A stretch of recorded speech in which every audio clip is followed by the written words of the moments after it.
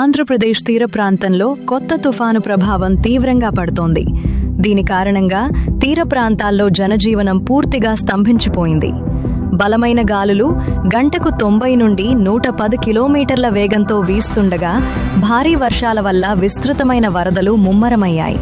పలు లోతట్టు ప్రాంతాలు నీట మునిగాయి. వందలాది ఇళ్లకు నష్టం వాటిల్లగా విద్యుత్ స్తంభాలు నేలకూలాయి. ఇప్పటికే జాతీయ విపత్తు ప్రతిస్పందన దళాలు ఎన్డీఆర్ఎఫ్ మరియు రాష్ట్ర విపత్తు ప్రతిస్పందన దళాలు ఎస్డీఆర్ఎఫ్ రంగంలోకి దిగి సహాయక చర్యలు ప్రారంభించాయి. అధికారులు తీర ప్రాంత నివాసితులను తక్షణమే సురక్షిత ప్రాంతాలకు, పునరావాస కేంద్రాలకు వెళ్లాలని సూచిస్తున్నారు. అప్రమత్తత చర్యల్లో భాగంగా పాఠశాలలు, కార్యాలయాలకు సెలవులు ప్రకటించారు.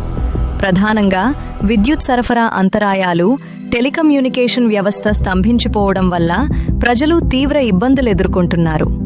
వాతావరణ శాఖ రాబోయే 24 గంటలు కీలకమని పేర్కొంటూ తాజా అప్డేట్స్ల కోసం అప్రమత్తంగా ఉండాలని కోరింది.